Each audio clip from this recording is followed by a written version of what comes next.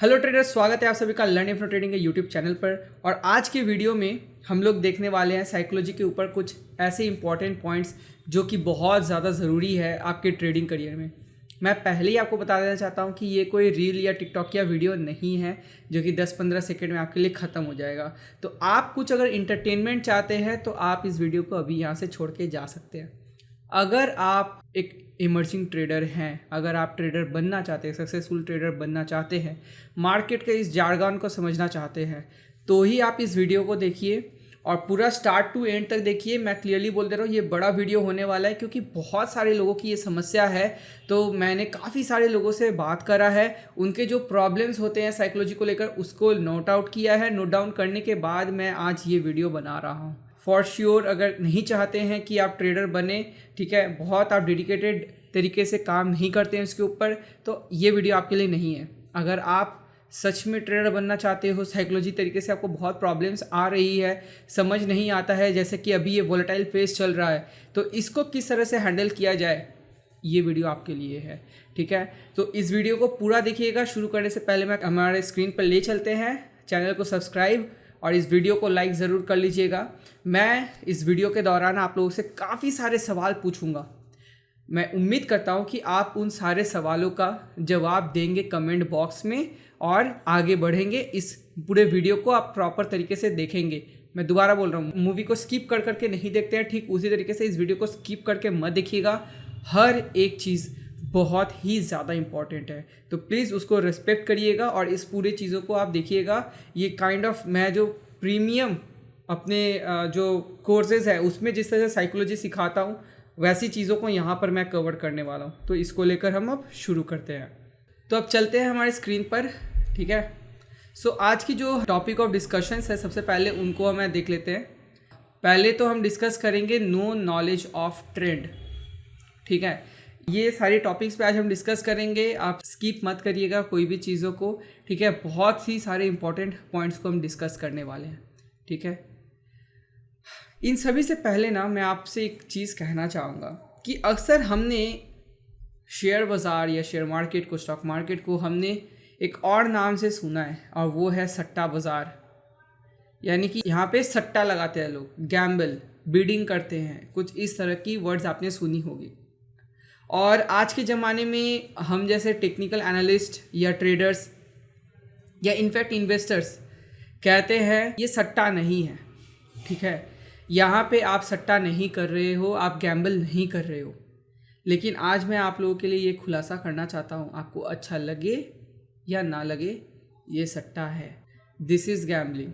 But इस gambling को आप किस तरीके से खेलते हो वो समझना बहुत ज़रूरी है। एग्जाम्पल के तौर पर आप मेरे अगर स्क्रीन को देख पा रहे हो तो मान लेते हैं कि आप फुटबॉल का मैच खेलने जा रहे हो या मान लेते हैं आप क्रिकेट खेलने जा रहे हो, ठीक है।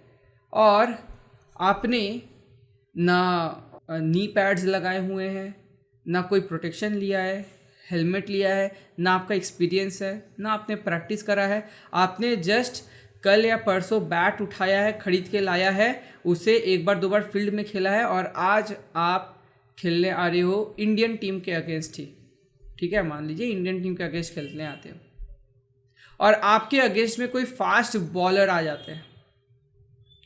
कितनी प्रतिशत चांस है कि इससे आपको चोट लगने वाली है या आप आउट होने वाले हो? आई बिलीव 90 से 95% चांस है कि या तो आप आउट हो जाएंगे, या तो आपका सर फटेगा, या तो आपको बहुत गहरी चोट लगने वाली है कोई भी आपके बॉडी पार्ट पर। क्लियर? ये क्या हो गया? सट्टा। कैसा? खरीदा आपने और आके आपने एक्सपीरियंस लोगों के बीच में आप खड़े हो गए, ठीक है। जब इंडियन टीम, एग्जाम्पल के तौर पर इंडिया और ऑस्ट्रेलिया के बीच में मैच चल रहा है, ठीक है, इन दोनों के बीच में जब मैच चल रहा है, ठीक है, या कोई एक वीक टीम पकड़ लेते हैं, ठीक है। अब एग्जाम्पल के तौर पर मैं ऐसा कहता हूँ कि आइडियली इंडिया 100 मैचेस में 90 जीतता है और ऑस्ट्रेलिया 100 में से 10 मैच जीत पाता है मैक्सिमम टाइम। ये रियलिटी के साथ नहीं बता रहा हूँ, ये मैं बस एजम्पशन तौर पर आपको बता रहा हूँ, ठीक है।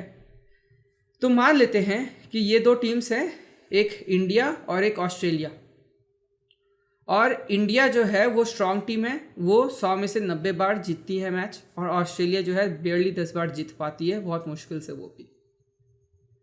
अभी नेक्स्ट मैच जो इनका होने वाला है, आप कमेंट सेक्शन में जाइए, वीडियो को पॉज करिए और बताइए किस टीम को आप टारगेट करेंगे, कि वो किसके ऊपर आप बिड करोगे कि वो जीतेगा, इंडिया या ऑस्ट्रेलिया।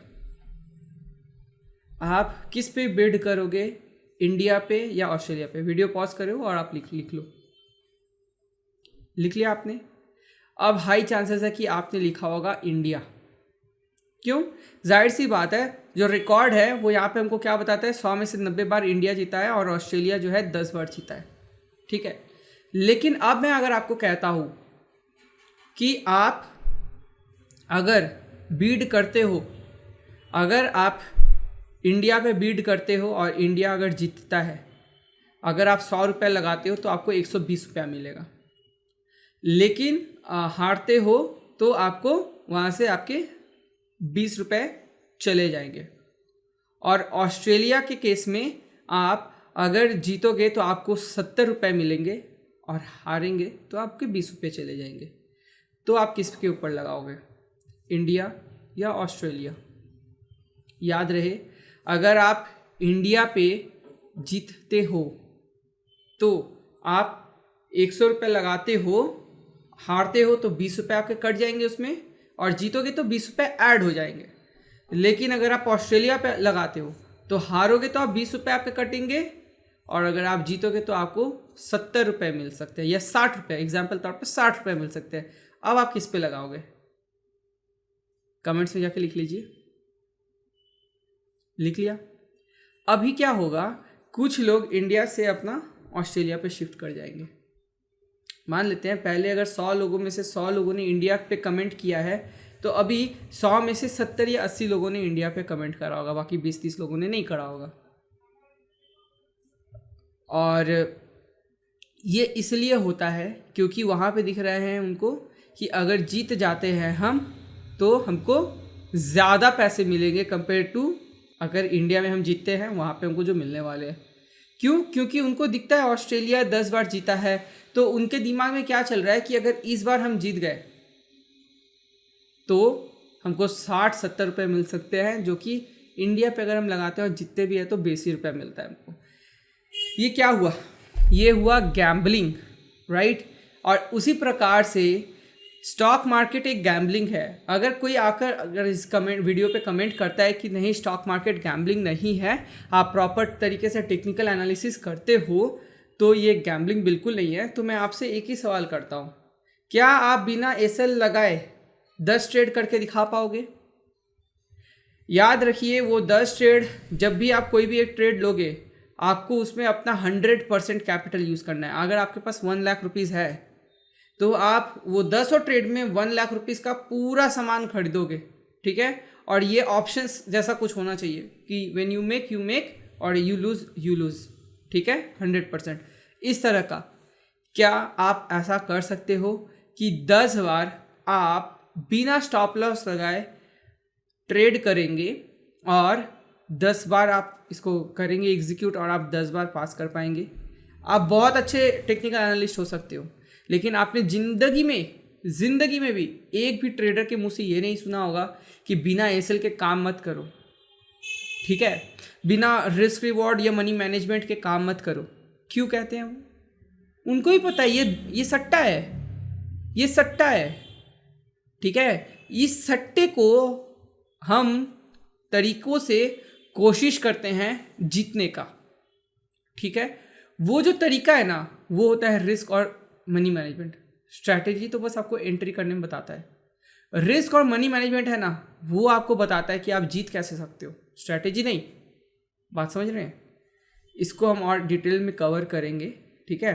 लेकिन आई होप यहाँ तक क्लियर है आपको। अगर आपको ऐसा लगता है कि स्टॉक मार्केट सट्टा नहीं है, तो मैं आपको बोलता हूँ आपके फुल कैपिटल को आप डिप्लॉय करो, बिना एसएल के साथ आप 10 ट्रेड लो, आपका पूरा कैपिटल वाइप आउट हो चुका होगा फॉर श्योर। ये ऐसे काम नहीं होता। ये जो पूरी की पूरी जो प्लानिंग है स्टॉक मार्केट की, ये चलता है रिस्क और मनी मैनेजमेंट पर। फोकस आपका स्ट्रैटेजी पर रहता है, गेम चलता है रिस्क और मनी मैनेजमेंट का। सो आई होप यहाँ तक आपको क्लियर है, ठीक है। तो नो नॉलेज ऑफ ट्रेंड, जो कि हमारा पहला टॉपिक है, कि एक इंसान को पता नहीं होता कि ट्रेंड क्या है बोलकर वो घबराता है। कैसे कैसे ट्रेंड्स होते हैं? ये क्या है? Up trend. ये क्या है? Down trend. What is this? Sideways. ये क्या है? Volatile phase. आदमी का पैसा इसमें बनता है कि इसमें बनता है कि इसमें बनता है या इसमें बनता है? बताइए। बायर्स का इसमें बनता है। ऑप्शन बाइंग कर रहे हो, फ्यूचर्स ट्रेड कर रहे हो, कैश में कर रहे हो। कैश में करेंगे तो सिर्फ यहाँ, फ्यूचर्स ट्रेड करते हो तो यहाँ और यहाँ बोथ, ऑप्शन सेलिंग करते हो तो यहाँ, यहाँ और यहाँ। और ये जो वोलेटाइल महाशय है ना, ये किसी को नहीं छोड़ते। बात समझ रहा? ये जो वोलेटाइल फेज है वो किसी को नहीं छोड़ता। नाउ क्या आपने अक्सर ये लोगों से कहते सुना है कि यार मैं बहुत अच्छे पैसे बना रहा था, लेकिन पता नहीं इसका इतना मार्केट घूम गया और बहुत एसेल हिट कर रहा है। समझ नहीं आ रहा है मार्केट क्या कर रहा है, लेकिन एसेल बहुत हिट कर रहा है, बहुत परेशान करके रखा है मार्केट ने।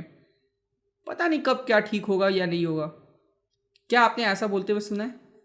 अगर आपने सुना है तो ये सिर्फ आपकी न्यूज़ नहीं है, ये हर ट्रेडर्स की न्यूज़ है जिसको ट्रेंड का समझ नहीं आता, ठीक है। आपको एक चीज़ समझ क्यों नहीं आता कि जो फेज़ आपको समझ नहीं आ रहा वो वोलेटाइल फेज़ है। आप ट्रेंड में आपको समझने लायक कुछ है ही नहीं। आप ट्रेड यहाँ लोगे और सीधा एकदम पकड़ के चलते जाओगे, आपका पैसा बनता रहेगा। डाउन ट्रेंड में समझने लायक कुछ है नहीं। आप यहाँ शॉर्ट मारोगे वो चलता रहेगा। साइडवेज में वो बहुत ज़्यादा तकलीफ देता नहीं है, पैसा बनता नहीं है, ऐसे टाइम पास करता रह जाता है। लेकिन वोलेटाइल फेज आपको बाई दिखाएगा। जैसे ही आप बाई कर लोगे आके पीछे एसेल हिट करेगा, जैसे ही आप शॉर्ट करोगे ऊपर जाके आपका फिर एसेल हिट करेगा, फिर जैसे ही आप बाई करोगे नीचे आके फिर एसेल हिट करेगा, फिर जैसे ही आप शॉर्ट करोगे फिर ऊपर जाके आपका एसेल हिट कर देगा। ये ऐसे ही करेगा, ये ऐसे ही करेगा। और मेजॉरिटी लोगों का प्रॉब्लम ये है, उनको समझ ही नहीं आता कि ये क्यों हो रहा है। अरे ये वोलेटाइल फेज है, इसका नेचर ही ये होता है, इसका नेचर ही ये होता है। अभी दूसरा क्वेश्चन आता है, क्या हम वोलेटाइल फेज से बच सकते हैं? नहीं जी। आप अंतर्यामी हो, आपको पता होता है क्रिकेट मैच शुरू होने से पहले कौन सा प्लेयर कितना रन बनाएगा, कौन कितने विकेट पे आउट हो जाने वाला है और कौन सी टीम मैच जीतने वाली है, क्या सिनेरियो होने वाला है, बरसात होने वाला है कि नहीं होने वाला है। आपको कैसे पता कि मार्केट कहाँ जाएगा, क्या करेगा? इतने बार भी पढ़ाने के बाद एक ही सवाल आता है, हाउ टू अवॉइड साइडवेज या वोलेटाइल फेज। क्यों भाई, क्यों अवॉइड करना है? अवॉइड क्यों करना है? कैसे अवॉइड कर लोगे? अंतर्यामी थोड़ी हो। यहाँ पे तो वो बोल रहे हैं ना आपको कि हाँ भाई मैं ब्रेकआउट दे चुका हूँ।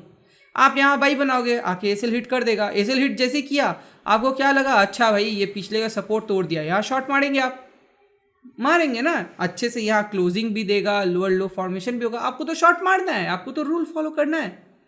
फिर वो घुमा के जाके 2-3 दिन बाद फिर एसेल हिट करेगा। अब फिर देखिए ये जो ऑल टाइम हाई था उसको तोड़ दिया, अच्छा क्लोजिंग दिया, हायर हाई बनाया, फिर तो आप बाई करोगे ना भाई। आपको क्या पता कि ये सच्ची में यहाँ से ऊपर भाग जाने वाला है या नीचे जाने वाला है। आपका ये नीचे आएगा तो आपको एसेल हिट कराना पड़ेगा ना, सिंपल सी बात है। इसमें आपको इतना तेल झेल करने का जरूरत क्या है? जैसा है मार्केट उसको एक्सेप्ट करना सीखिए। आपका प्रॉब्लम क्या है बताए, आप सिर्फ ये जो up trends and down trends है ना इसके मजे लेना चाहते हो, साइडवेज और वोलेटाइल फेज के साथ आप खेलना चाहते नहीं हो। इसका मतलब ये है कि साल में अगर 12 महीना होते हैं, आप हर महीना चाहते हो या तो ठंडा रहे और या तो आप हर महीना चाहते हो कि बरसात हो, या तो गर्मी ही ना आए या तो बरसात ना आए, जिससे आपको तकलीफ है वो ना आए। ऐसा होता है, ऐसा होता है आपके लाइफ में कि आप एग्जैक्टली जैसा जैसा दिन चाहते हो हर रोज हो वैसे ही होता है। मुझे बारिश पसंद नहीं है, ये तो ठंड में भी बरसात करा देगा, गर्मी में भी बरसात करा देगा। मैं छाता लेके अगर नहीं निकलूंगा तो मेरे को भीगना ही पड़ेगा, सिंपल सी बात है। बारिश के टाइम पे कीचड़ भी होगी, उससे नहीं बच सकते, ये नेचर है, इसको ऐसा ही होना है। आप हर महीने में एक ही फल और एक ही फूल नहीं चाह सकते, उसका भी सीजन आता है। जो भी आपका ट्रेंड है, चाहे वो वोलेटाइल है, अप ट्रेंड है, डाउन ट्रेंड है, उसका भी सीजन आता है। आपका क्या इच्छा रहता है, डाउन ट्रेंड में अप ट्रेंड हो जाओ, अप ट्रेंड में भैया बहुत ऊपर जा चुके हो नीचे आ जाओ, आपके बोलने से थोड़ी मार्केट चलता है। मार्केट तो अपने मन मर्जी से चलता है। क्यों?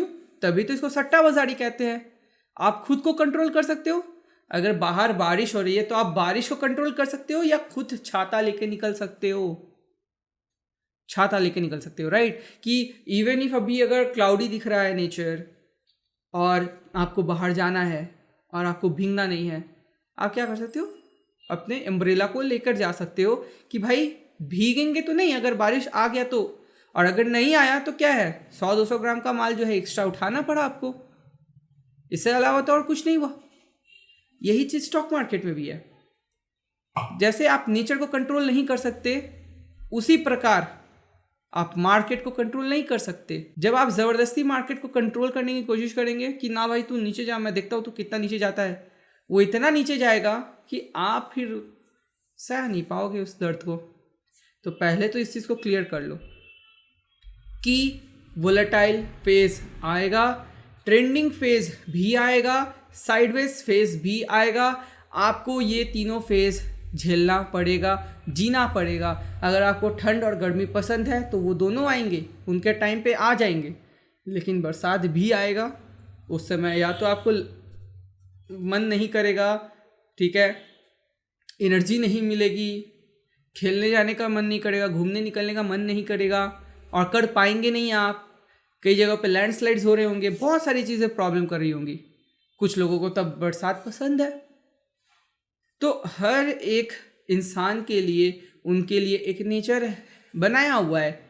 आप चाहोगे कि सिर्फ आपके टाइप का नेचर हो तो वैसा नहीं होने वाला, राइट। सो आपको पहले तो है मौसम के साथ रहना सीखना पड़ेगा, ठीक है। दूसरा है lack of patience and expecting profit in each trade. मैं जब भी कोई क्लास कराता हूँ उसमें मैं psychology, risk management, money management सब सिखाता हूँ। सिखाने के बाद स्ट्रैटेजी पे आते हैं। आने के बाद नेक्स्ट दिन से वो लोग ट्रेड शुरू करते हैं और उनको रहता है ये जो ट्रेड ले रहे हैं ना, हे भगवान प्रॉफिटेबल हो जाऊँ मैं इस। क्यों? क्योंकि स्ट्रैटेजी बहुत ज़बरदस्त था। लेकिन वो ये भूल ही चुके हैं कि psychology, risk management, money management वाला पार्ट में क्या बोला गया था। आप लोगों को कितनी बार मैंने बताया है कि मेरा जो एक्यूरेसी रेट है it is somewhere around 50 to 60%, right. 50 से 60% का मेरा एक्यूरेसी है, इससे ज़्यादा मेरा नहीं है, ठीक है। यानी कि 10 में से 6 बार मैं मैक्सिमम प्रॉफिट बना पाता हूँ और बाकी 4 बार लॉस करता हूँ। कोई मेरे को बोला है कि कल वाला ही ट्रेड प्रॉफिटेबल होगा, सेकेंड डे वाला ट्रेड प्रॉफिटेबल होगा, थर्ड ट्रेड प्रॉफिटेबल होगा, या ऐसे कोई बोला है कि भैया पहला ट्रेड प्रॉफिटेबल, दूसरा वाला लॉस, तीसरा प्रॉफिटेबल, चौथा वाला लॉस, पांचवा प्रॉफिटेबल, छठा लॉस? कोई इसने ऐसे बोला है? या किसी ने ऐसे बोला कि भाई 3 प्रॉफिट होगा, उसके बाद फिर 2 लॉस होगा, फिर 4 प्रॉफिट हो जाएगा, उसके बाद फिर 1 लॉस हो जाएगा? आपको कोई बताया है पैटर्न किसी ने कि भाई इतना नंबर्स ऑफ प्रॉफिट होगा और इतना लॉस? नहीं बताया ना। तो इनफैक्ट 6 out of 10 जो ये हम 50 to 60% बोलते हैं, क्या ये भी किसी ने बोला है कि भाई 10 ट्रेड लेंगे तो ही 6 ट्रेड प्रॉफिटेबल हो जाएगा? ये भी तो किसी ने नहीं बोला है। ऐसा भी तो हो सकता है कि 20 ट्रेड लेने के बाद आपको सीधा सीधी यहाँ पर 12 ट्रेड में प्रॉफिटेबल हो जाए। ये भी तो पॉसिबल है कि इंस्टेड ऑफ 10 ट्रेड में 6 की जगह प्रॉफिट होने के 20 ट्रेड आपके पहले 10 में सिर्फ 3 प्रॉफिट हुए और जो नेक्स्ट 10 है उसमें आपको और 9 में प्रॉफिट हो गया। ऐसा नहीं हो सकता। आप बोलोगे नहीं भाई ऐसे कैसे, यहाँ सिर्फ 3 बार प्रॉफिट हो सकता है, यहाँ पर 9 बार कैसे प्रॉफिट हो जाएगा? क्यों नहीं हो सकता? आप एक चीज़ सोच कर देखो, नॉर्मल आप सोच कर देखो। मान लीजिए कि आप ब्रेकआउट ट्रेडर हो, ठीक है, और मान लीजिए कि ये कुछ इस तरीके से बार बार जा रहा है, ठीक है। यहाँ ब्रेकआउट दिया, आपने ट्रेड लिया, लेते ही ये ऊपर जाके फिर से नीचे आ गया और आपका यहाँ पर एक एसएल हिट हो गया, ठीक है। दोबारा गया और दोबारा से आपने यहाँ पर दोबारा बिल्ड किया और दोबारा से ये घूम के आके एसएल हिट कर दिया, 2 बार हिट हो गया। तीसरी बार गया, आपने बिल्ड किया और फिर से आके एसएल हिट कर दिया। ऐसा हो सकता है? 3 बार ब्रेकआउट दिया है, ऑब्वियसली दिया है। कहाँ नहीं दिख रहा? नहीं दिया, डेफिनेटली दिया है, लेकिन एसएल हिट कर दे रहा है। अभी जब चौथी बार जब जाएगा ना, मैं ये दावे के साथ बोल सकता हूँ कि 100 में से 95 लोग छोड़ के जा चुके हैं इस स्टॉक को। ये जो 5 लोग बैठे हुए हैं ना, इनको पता है कि भाई एक ही जगह 3 बार हिट कर दिया, अब की ये हिट कर देगा ऊपर, और यहाँ पे ये तेजी में हिट करेगा। ये जो 95 लोग जो है वो लोग बस इसको बढ़ते हुए देखेंगे, और ये जो 5 लोग हैं वो इसका मज़ा लेंगे। यहाँ पे वो 1:5 का ट्रेड बनाएंगे, मतलब यहाँ पे एक 3 लॉस प्लस और 2 ट्रेड लेवल का प्रॉफिट। तो ऐसा डेफिनेटली हो सकता है कि अगर ये वाला वोलेटाइल फेज था, अगर ये वोलेटाइल फेज ऐसे रह सकता है जहाँ 3 बार आपका एसएल हिट हो रहा है, तो ऐसा भी हो सकता है कि अपसाइड जाते जाते भी आपको 2-3 ट्रेड्स प्रॉफिटेबल दे दे। बात समझ रहे हैं आप? आपको एक चीज़ ये समझना बहुत ज़रूरी है कि नंबर ऑफ सक्सेसफुल ट्रेड्स पर मत कुदकिए। कुदकना है आपको तो आप अमाउंट जो आप बना रहे हो उस पर आप जंप करिए, ठीक है? इन दोनों में आपको एक डिफरेंस समझना पड़ेगा, ठीक है? आपको सक्सेस रेट ज़्यादा चाहिए तो आप लिटरली भगवान होने की कोशिश कर रहे हो, और अगर आप सक्सेस रेट को रिड्यूस कर देते हो तो आप जस्ट खेल रहे हो गेम के साथ कि भाई मैं तुक्का लगाते जाता हूँ, जब तक गलत तुक्का लगेगा मैं इतना लॉस करते जाऊँगा, जैसे ही अच्छा तुक्का लगेगा मैं इतना बनाते जाऊँगा। This is how it works. अपन जब लॉस करते हैं तो हम लोग छोटे छोटे लॉस करते हैं, मान लीजिए 1-1 रुपया, 1.5 रुपया, 2-2 रुपया, और जब बनाते हैं तो 4 रुपये, 6 रुपये, 8 रुपये तक बनाते हैं। तो ऐसे ही क्या होता है कि कभी कभी जैसे आपको 3-4 लूजिंग ट्रेड आ सकता है जिसको लूजिंग स्ट्रिक कहा जाता है, वैसे ही आपको 3-4 प्रॉफिट स्ट्रिक भी आ सकता है। क्यों ऐसा हो सकता है? आपका ये सवाल भी हो सकता है कि क्यों ऐसा हो सकता है, ठीक है? अब मैं आपसे एक चीज़ पूछ रहा हूँ, आप मुझे बस ये बताओ, नीचे कमेंट सेक्शन में जाना है और आपको बताना है कि इज़ दिस चार्ट और not, can you consider this?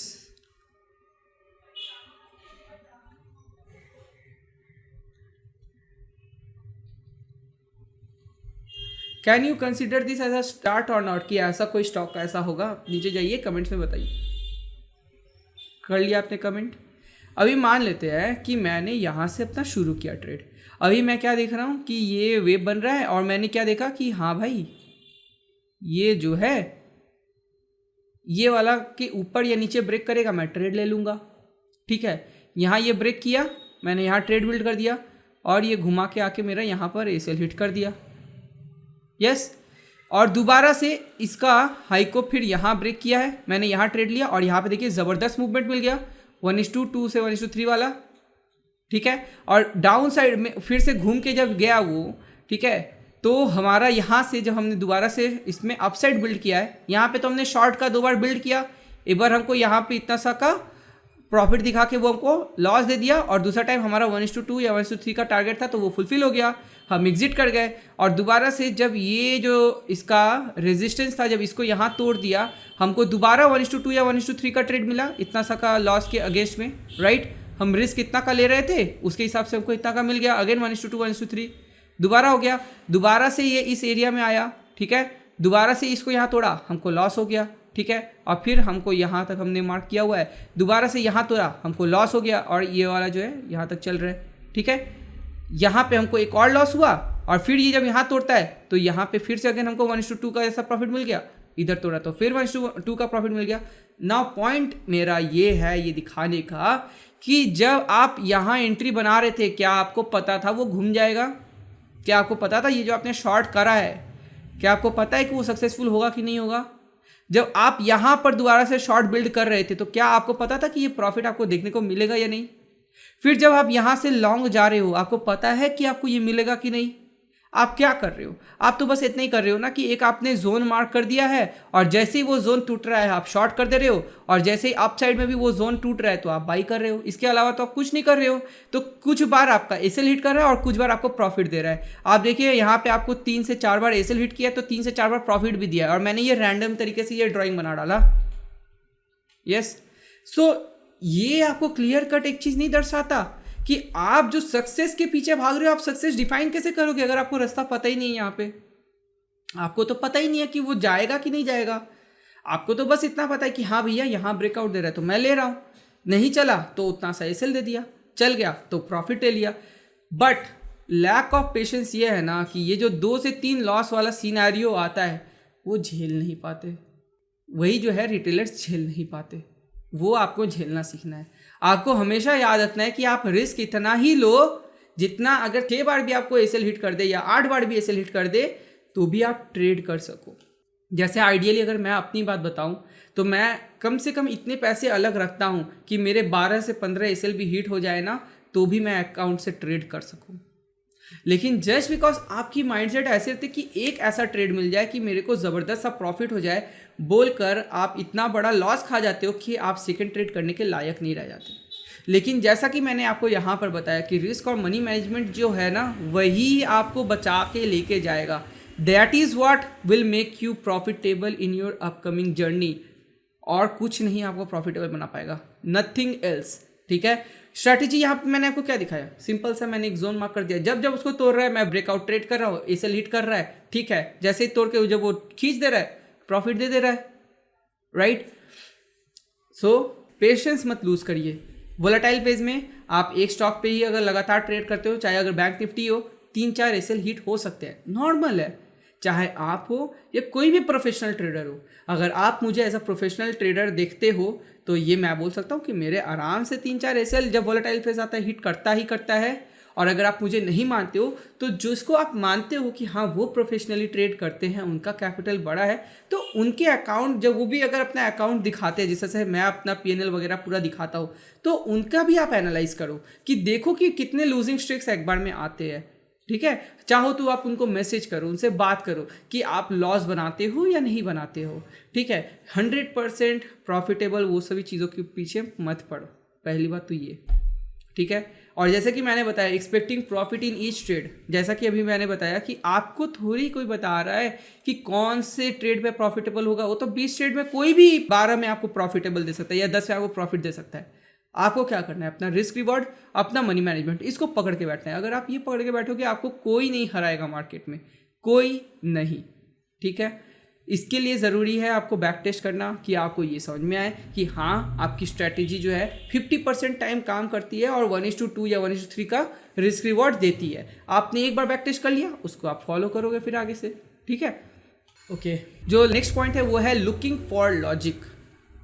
अभी क्या होता है, सपोज तौर पर मान लेते हैं कि कुछ ऐसा हुआ और ये कुछ इस तरह से यहाँ पे एक ब्रेकआउट मिल गया, ठीक है, और यहाँ पे आप लोग एंट्री बनाते हो।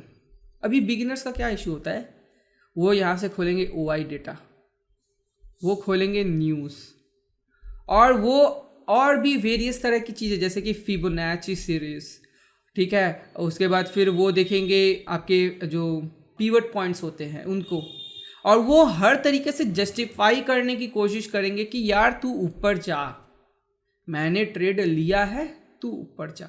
सबसे बड़ी दिक्कत ये है। इनफैक्ट एंट्री लेने के बाद जब एसएल हिट भी हो जाता है ना, again they are looking for a reason कि क्या ही न्यूज़ ऐसा आ गया, क्या कारण से मेरा एसएल हिट हुआ, मैंने तो ये सारा चीज़ देखा था ट्रेड लेने के बाद, सब तो ठीक बता रहा था, कुछ तो गड़बड़ है। ये स्ट्रैटेजी नहीं काम करती है। मैं अभी आपको बोला थोड़ी देर पहले कि मार्केट सट्टे बाजारी वाला चीज़ है, आपको कुछ नहीं पता।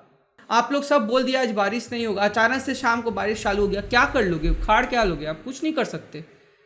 मार्केट अभी आपको अप ट्रेंड दिखा रहा है, जा रहा है, डे एंड पे आके तुरंत नीचे की तरफ गिरने लगे, क्या ही कर लोगे आप, किसके पास जाओगे ढूंढने लॉजिक? लॉजिक ढूंढ क्यों रहे हो? मार्केट इज इलॉजिकल चीज भाई, इलॉजिकल है। इस चार्ट में आपको क्या लॉजिक दिखा?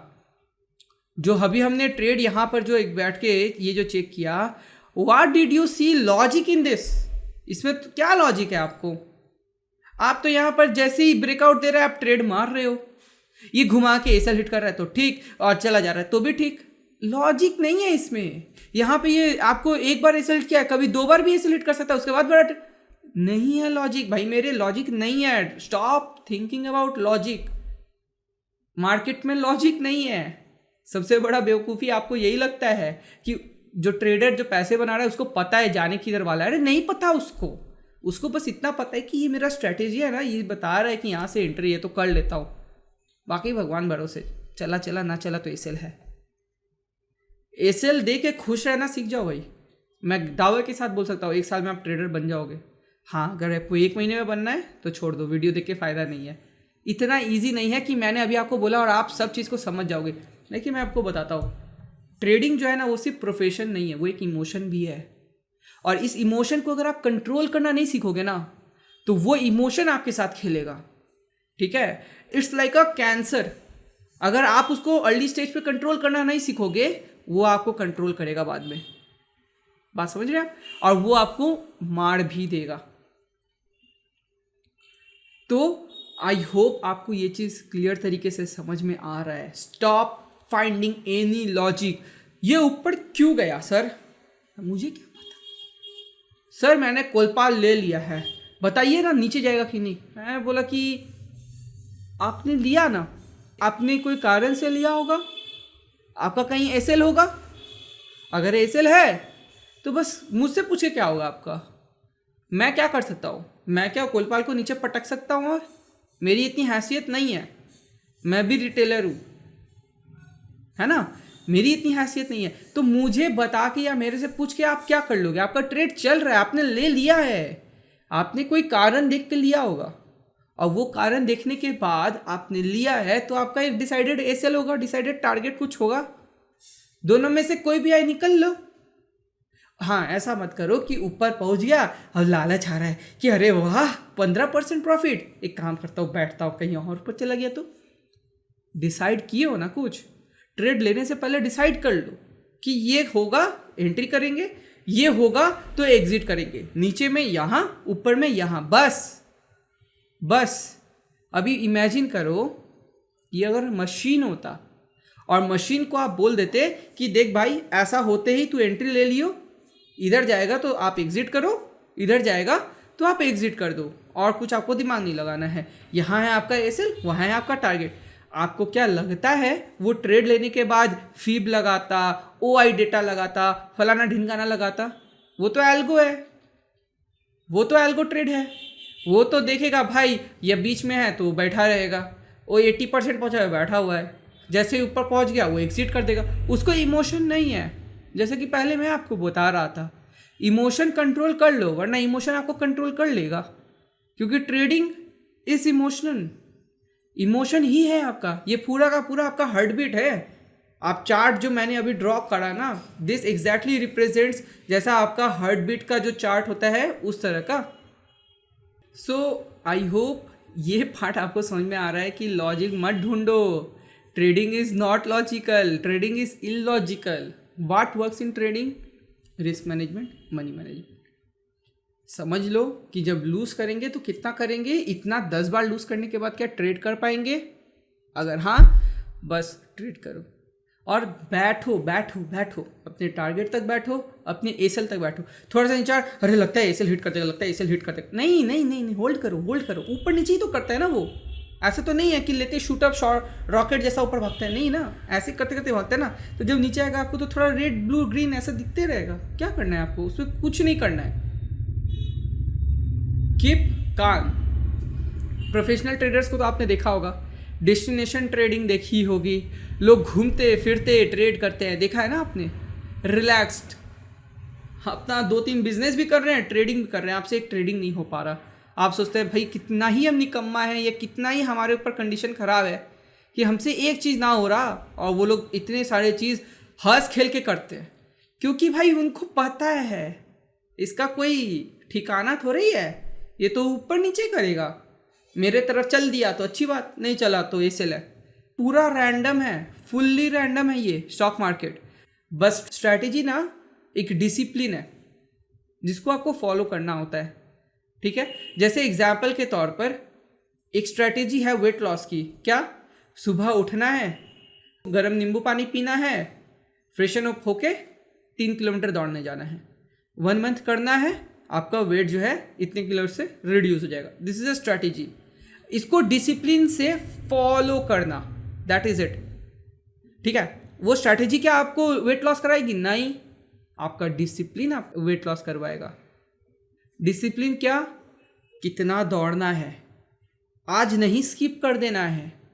नींबू पानी गर्म अगर पीना है तो पीना है, ज़्यादा नींबू नहीं डाल देना है कि एक ही दिन में वेट लॉस हो जाए, वैसा नहीं होता है। एक बार में सब खाना पीना नहीं छोड़ देना है, वरना तबीयत खराब हो जाता है। डिसिप्लिन है भाई, वही डिसिप्लिन यहाँ फॉलो करना है। सिंपल है, इजी नहीं। सिंपल है लेकिन इजी नहीं। आपको मैं बता दूंगा कि यहाँ एंट्री करो, यहाँ एग्जिट करो, आप वो नहीं कर पाओगे, डिसिप्लिन नहीं हो। आज से एकदम ऐसे बांध लो अपने ऊपर कि ना भाई, करेंगे तो यही करेंगे। कोई भी एक स्ट्रैटेजी पकड़ लो, करेंगे तो यही करेंगे। ये होगा तो एंट्री, ये होगा तो एसेल, ये होगा तो एग्जिट। इतना का लॉस, इतना का प्रॉफिट। मशीन, कोई इमोशन नहीं है। और वो जो पैसा है ना, पहले आप पैसे को मार्केट को दान कर दो। अगर आप 50,000 लेके आ रहे हो, 1 लाख लेके आ रहे हो, 2 लाख, जो भी लेके आते हो ना, पहले पैसे को मार्केट को दान करो कि ये है आपकी पूंजी, ये आज से हुआ आपका। आपका मन करे तो आप बढ़ाओ, नहीं मन करे तो जीरो कर दो। लेकिन ना मैं इसमें और ऐड करूंगा अभी, और ना मैं यहाँ से निकालूंगा। और मैं एक ही चीज़ को करूंगा, रोज करूंगा। या तो इसको जीरो कर दो, या तो इसको करोड़ तक लेके चला जाओ। ठीक है। सो पहले आप उसको दे दो। इसलिए पहले क्या बोला जाता है ना कि छोटे कैपिटल से शुरू करो। अगर आपके पास है ही 1 लाख, आप समर्पण करने के लिए कितना रेडी हो जाएंगे? पूरा 1 लाख समर्पण करने के रेडी हो जाएंगे? इमोशनली अटैच्ड रहेंगे आप वो 1 लाख से हो, आप 10,000 समर्पण कर लो कि ये 10,000 से क्या हो सकता है। ये या तो ये 10,000 जा सकता है, और या तो इस 10,000 से मैं ट्रेडिंग सीख सकता हूँ। अगर ये 10,000 चला गया, मेरा लाइफ में बहुत बड़ा कुछ नहीं उखड़ जाएगा। लेकिन अगर इस 10,000 से मैं ट्रेडिंग सीख गया तो मैं अपना लाइफ बना लूँगा। क्यों? क्योंकि एक बार ट्रेडिंग सीख गया तो उसके बाद फटाफट हम रेप्लिकेट कर सकते हैं उस चीज़ को स्केल करना बहुत ही आसान है। बस पास में 0,0,0,0 लगाओ, क्वांटिटी बढ़ाओ और ट्रेड करते जाओ। लेकिन एक बार वो चीज़ हम अगर सीख गए, 6 महीने 7 महीने कंसिस्टेंटली प्रॉफिट बना लेते हैं, फिर ये चीज़ पॉसिबल है। ठीक है। Fear equals to bad money और रिस्क मैनेजमेंट। जैसा कि अभी थोड़ी देर पहले मैंने बोला था, अगर आपका मनी मैनेजमेंट या रिस्क मैनेजमेंट जगह पे नहीं है, आपको डर लगेगा। डर कैसे लगेगा? आपने देखा एक स्ट्रैटेजी, आपके कोई favourite trader, pro trader trade करते हैं, आपको वो स्ट्रैटेजी मिल गई और आप उससे मंडे रेडी हो कि आज तो भाई मैं सारे कैपिटल लगा के इससे पैसे बनाऊंगा। आप बाकी सब भूल चुके हो कि मार्केट जो है लॉस भी देता है वगैरह वगैरह। आपको एग्जैक्टली वही एंट्री मिली। ठीक है। आपके पास 1 लाख पूरा कैपिटल था, आपने पूरा लगा दिया और झटके से वो ऑप्शंस 20% या 30% नीचे आ गया, क्योंकि आपने एग्जिट वगैरह अच्छे से प्लान नहीं करा था। आपको वहाँ पे 20-30 हज़ार का लॉस दिखा रहा है और आपका दिमाग काम करना बंद कर दिया, और आपको आपके प्रो ट्रेडर के ऊपर से भी भरोसा हट गया कि ये कहता तो यही होगा लेकिन करता ये नहीं होगा, भाई ये कुछ और करता होगा। ठीक है। So it is always better हैसियत के हिसाब से ट्रेड करना चाहिए। मैंने भी शुरुआत करा था, मेरे अकाउंट में मैंने जब शुरू करा था तो 1,000, 2,000, 10,000 ऐसे डाला था, और उसके बाद जैसे ही मैं देखा कि 1 महीने तक प्रॉफिटेबल रहा तो मैंने 1 लाख लगा दिए। लेकिन लगाते ही मुझे ना रियलाइज़ हुआ कि यार मैं एक तो नौसिखिया इंसान, जिसका मार्केट में कभी कोई एक्सपोजर नहीं रहा, फैमिली से कभी कोई स्टॉक मार्केट में था नहीं, मैंने ऐसा कुछ सीखा नहीं है, मुझे प्रॉफिट हो रहा है, कहीं कुछ गड़बड़ तो नहीं है, कहीं ऐसा तो नहीं है कि भाई मैंने ज़्यादा पैसे लगाए और तब मार्केट मेरे से सब लेके चल जाए। जैसे ही मुझे ये डर हुआ ना, मैं सीधा 1 लाख से 90,000 निकाल के अकाउंट में उसको 10,000 कर दिया। और उसके बाद भी जब मैं इंट्राडे, क्योंकि उस समय मैं इंट्राडे कर रहा था प्रैक्टिस, तो जैसे ही मुझे और भी रियलाइज़ हुआ कि हाँ भाई रोज़ लॉस हो रहे हैं, मैंने 10,000 को घटा के ना 5,000 कर दिया था। और उसके बाद ना मैं सिर्फ एक एक क्वांटिटी पर ट्रेड करता था, क्योंकि रूल यही था कि भाई पैसे बनाना इज़ नॉट द मोटिव। अभी है कि सीख जाए, पहले चीज़ सीख जाएंगे तो बगल में ज़ीरो लगाने में मेहनत नहीं लगेगा। मैं आपको फिर से बोल रहा हूँ, स्टॉक मार्केट एक ऐसा जगह है ना, आप चीज़ सही से सीखो, मेंटरशिप लो, प्रैक्टिस करो, चीज़ों को सीखो। 1 साल में 8 महीना भी अगर आप ब्रेक इवन के थोड़ा भी ऊपर रहते हो ना, उसके बाद आप स्केल करो और स्केल करके आप पैसे बनाओ। आपको 1 साल का पैसा स्टॉक मार्केट 1 से 2 महीने में दे सकता है। आपको ये विश्वास नहीं होगा जब तक आपके साथ ये नहीं होगा। आप सबसे सुनते हो, लेकिन जब तक आपके साथ नहीं होगा आपको इस चीज़ का बिलीफ नहीं होगा। So it is very important कि पहले आप लोग एकदम छोटा अमाउंट से करो, और करते करते आप चीज़ों को सीखो, समझो। आपको बस देखना यही है कि आप डिसिप्लिन तरीके से एक ही चीज़ को बार बार कर पा रहे हो कि नहीं। अगर आप नहीं कर पा रहे हो तो आप चेंज करो। एटलीस्ट मैं कहता हूँ 3 महीने 4 महीने तो आपको एक स्ट्रैटेजी पर बैठना ही पड़ेगा। अगर नहीं बैठ पा रहे हो तो भाई बहुत मुश्किल है। 4 महीने भी अगर आप नहीं बैठ पाओगे तो रिजल्ट आपको नहीं मिलने वाला। ठीक है। Fear if all trades go in loss. ठीक है, ये तीनों को मैं एक साथ कवर करूंगा। Fear if all trade go in loss, fear of negative cycle and expecting the positive cycle, fight of bulls and bears. पहले हम जो है ये मैंने कुछ आप लोगों के लिए बनाया हुआ है। ठीक है, इसको समझने की कोशिश करते हैं। अभी मुझे नहीं लगता किसी को बताने की ज़रूरत है कि ये बुल है और ये है बियर। ठीक है, ये कौन है पता है? ऊपर वाले, दीज आर FIIs और DIIs, इंस्टीट्यूशनल प्लेयर्स है ये कौन है पता है? ये है रिटेलर्स। ठीक है, अभी ये जो FIIs और DIIs होते हैं, ये क्या कोई जन्म से बुल या बेयर होता है? नहीं होता। इनके थॉट प्रोसेस के हिसाब से ये बुल और बियर बनते हैं। ठीक है, ये कभी बुल भी बन सकता है, ये कभी बुल भी बन सकता है, ये फिर कभी बेयर भी बनेगा, ये कभी बेयर भी बन जाएगा और कभी बुल भी बन जाएगा। कोई भी कभी भी बुल या बेयर बन सकता है, लिखवा के कोई नहीं आता। ठीक उसी तरीके से ये जो रिटेलर्स है, ये लोग भी कभी भी बुल बन सकते हैं और कभी भी बेयर बन सकते हैं। ठीक है, अभी एक बात बताइए कि जब ये बुल बन जाते हैं, ठीक है, आपको तो पता होगा ना कि यही लोग जो है मार्केट घुमाते हैं। ये लोग नहीं घुमा सकते, ये लोग कुछ भी नहीं है, ये लोग चीटी है। They are ants, retailers are ants. ये लोग लगाते हैं 1 लाख 2 लाख 5 लाख 10 लाख, ये लगाते हैं हजार करोड़। तो ये चीटी है इनके सामने। ठीक है ना। अभी अगर चीटी अगर बुल या बेयर के सामने आ जाएगा तो क्या होगा? उसकी मौत। ये इसके ऊपर चढ़ के चला जाएगा। और अगर चीटी इनके पीछे पीछे चलेंगे तो क्या होगा? बचे रहेंगे। राइट। अभी इस चीज़ को समझने की हम लोग अच्छे से कोशिश करते हैं। ठीक है, मान लेते हैं कि यहाँ पर टोटल 10 इंस्टीट्यूट प्लेयर्स है। ठीक है, FIIs एंड DIIs है। ठीक है, 10 है। अभी ये 10 जो है बुल बन रहे हैं। ठीक है, ये 10 जो है वो बुल बन जा रहे हैं। तो क्या होगा? मार्केट ऊपर जाएगा। क्यों? क्योंकि ये सभी ने अभी बुल बनने का फैसला ले लिया है। क्यों? इनको लग रहा है कि हाँ भैया वैल्यूएशंस बहुत चीप है, लेट्स टेक इट अप। अभी मान लेते हैं कि ये जो 10 है ये बेयर्स बन जाते हैं, तो क्या होगा? मार्केट डाउन आएगा। और डाउन आएगा तो क्या रीज़न होगा? इनको लगेगा कि यहाँ पे valuations are very high, so let's take it down. अभी जब ये बुल बन जा रहे हैं सबके सामने और आप होशियारी करके शॉर्ट करने जाते हो चीटी बनकर, क्या होगा? कुचले जाओगे। लेकिन अगर जब ये बुल है और आप इनके पीछे पीछे बुल बनकर चलोगे तो क्या होगा? इनके पीछे पीछे पीछे पीछे पहुंच जाओगे। ठीक है, ये यहां से शुरू करेंगे, यहां तक जाएंगे, तो आपको यहां तक में समझ में आ जाएगा कि ये ऊपर जा रहे हैं और यहां तक में आप निकल सकते हो चाहो तो, ठीक तरीके से। यस और नो? ठीक उसी तरीके से जब बियर भी बनेंगे तो उल्टा नीचे की तरफ आ सकते हैं आप। यस।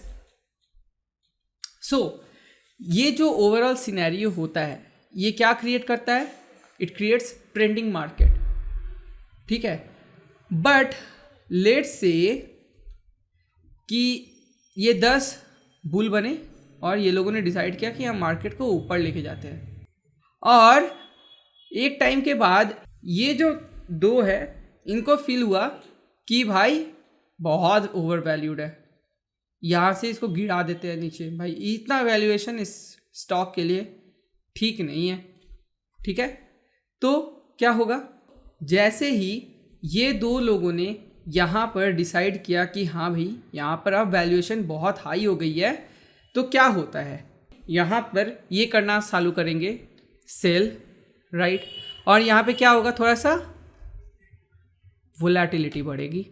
ठीक है, अभी जब ऐसे कोई सेल करेगा, ऑब्वियसली आपके सेल करने से तो मार्केट को कोई फर्क नहीं पड़ेगा।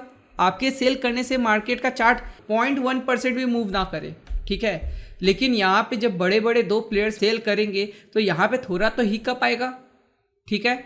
अभी जब इतना हिकअप आएगा तो ये जो बाकी के 8 प्लेयर हैं उनको क्या लगेगा कि भाई कोई तो बड़ा सेल कर रहा है, तो उनकी टीम क्या करेगी, फिर से वैल्यूएशन चेक करना शुरू करेगी। अभी ये जो बाकी के 8 लोग हैं इनमें सलाह मशवरा चलेगा, ठीक है। कुछ लोग क्या बोल सकते हैं कि ना भाई और इसको ऊपर लेकर जाए, कुछ लोग बोलेंगे कि नहीं नहीं वैल्यूएशन सच में ज़्यादा हो गया है, इसको अब गिराते हैं। तो ये यहाँ से इसको गिराना शुरू करेंगे और ये बोलेंगे ना अभी भी वैल्यूएशन कमी है, बहुत बढ़ा नहीं है, ये बढ़ाएंगे। सबका अलग अलग वैल्यूएशन मॉडल होता है। अगर आप फंडामेंटल एनालिसिस करोगे तो उसमें बहुत प्रकार के वैल्यूएशन मॉडल होते हैं। टोटल मेरे को जितना पता है 8 तरह के वैल्यूएशन मॉडल्स होते हैं, लेकिन स्टिल यहाँ पे ये अपने अपने तरह से वैल्यूएशन किए होंगे।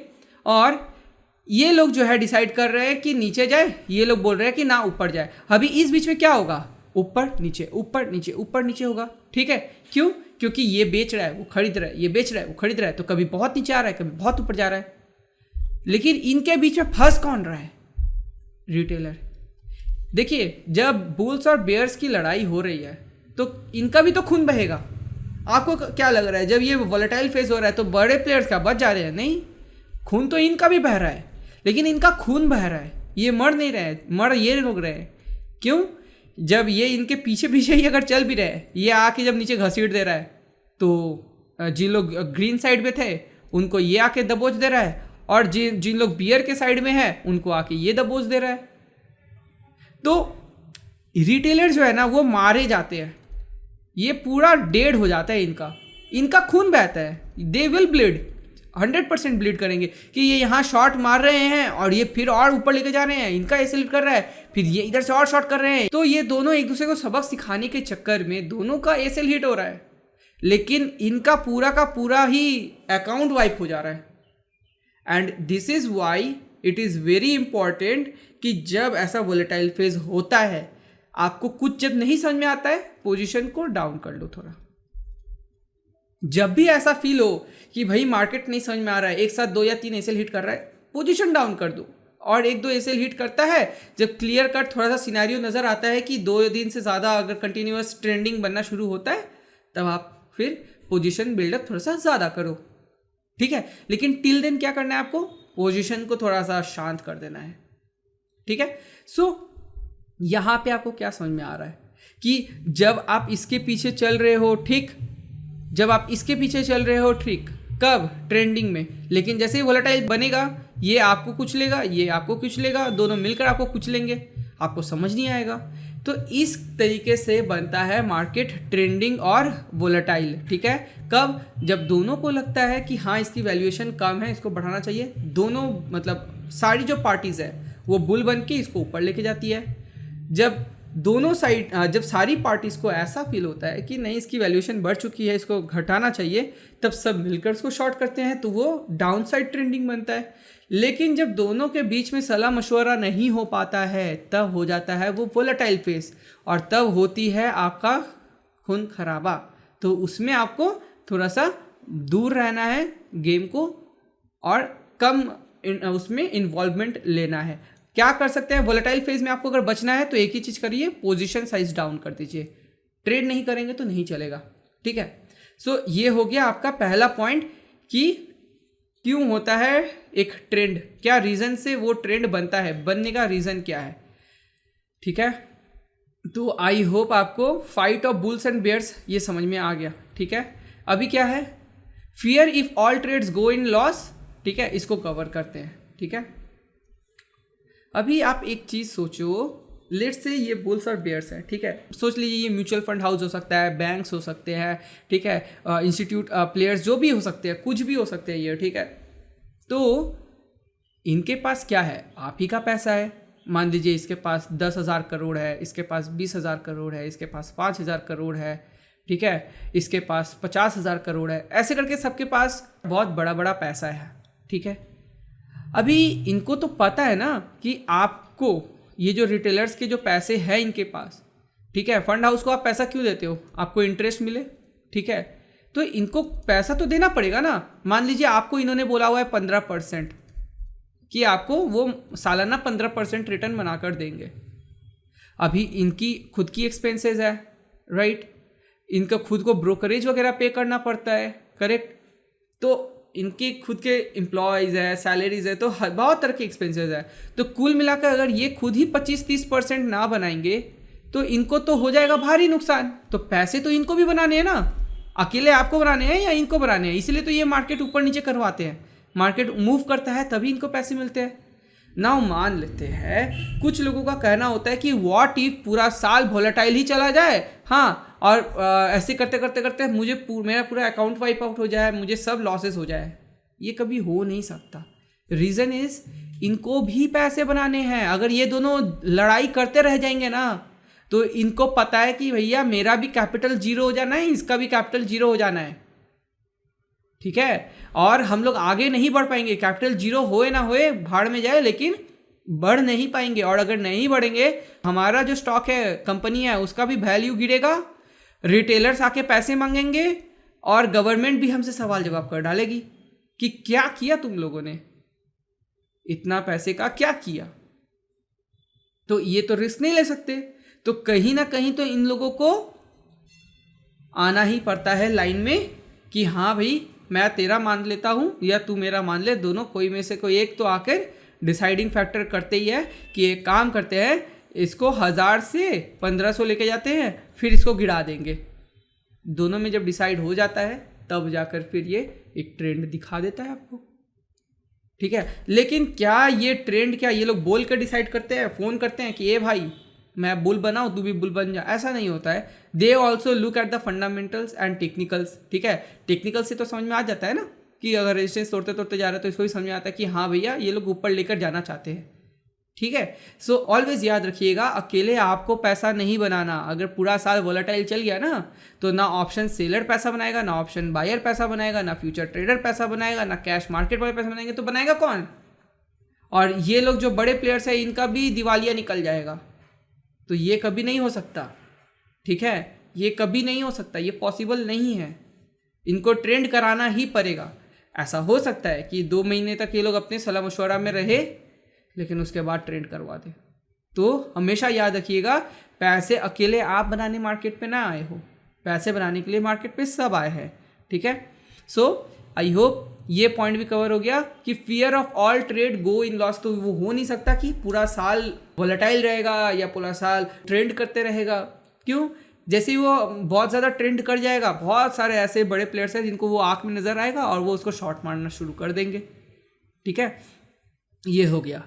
और लास्ट जो है fight of bulls and bears, उसको भी हमने डिस्कस कर लिया। और ये पॉइंट है fight of negative cycle and expecting positive cycle, ठीक है।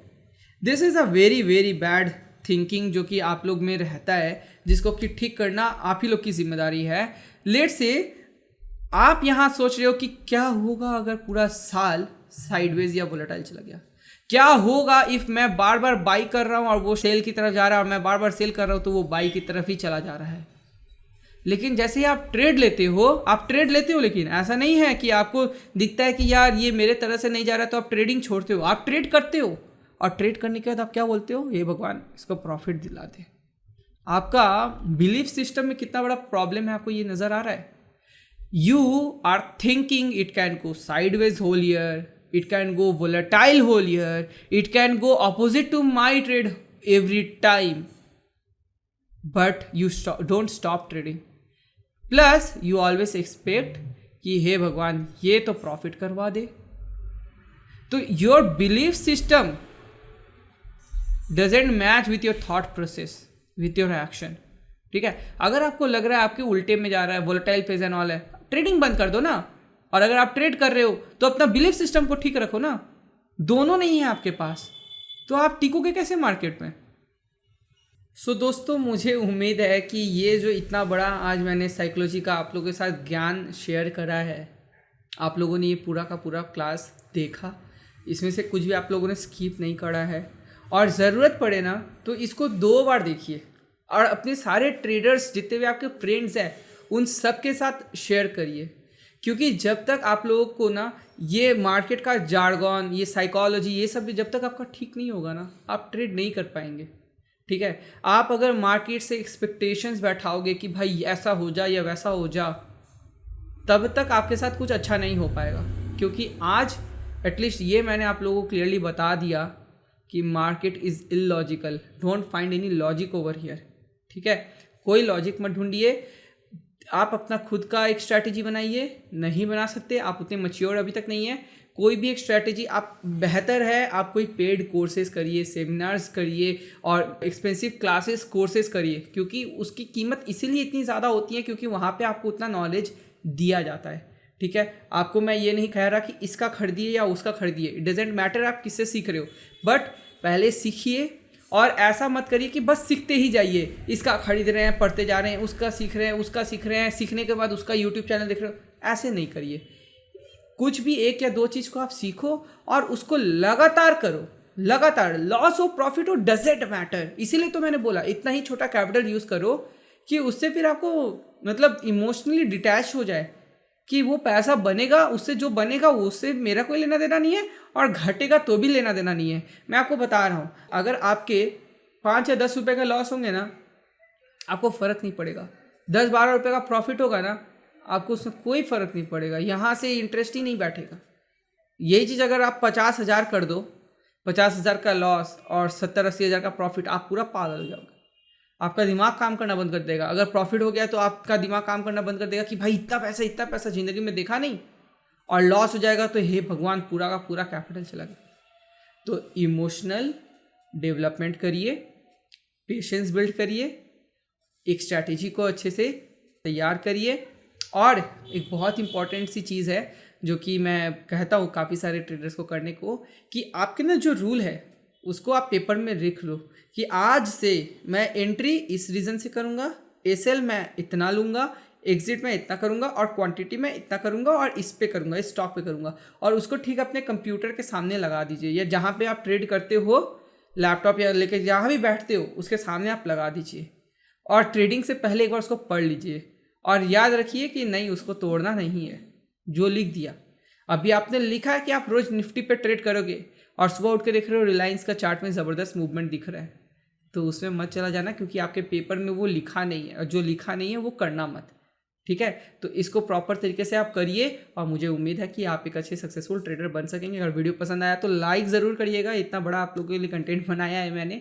ठीक है, और वीडियो को शेयर करिएगा अपने हर एक ट्रेडर फ्रेंड के साथ, अपनी कम्युनिटी में। आई होप आप सभी को ये चीज़ मदद करेगी, और आपको इसमें से जो भी चीज़ सीखने को मिला कमेंट से ज़रूर बताइएगा, तो उससे मुझे भी अच्छा लगेगा कि हाँ, आप लोगों को ये वीडियो हेल्प किया है। तो इस वीडियो में दोस्तों इतना ही, हम मिलेंगे आपसे अगले वीडियो में, तब तक के लिए बाय बाय।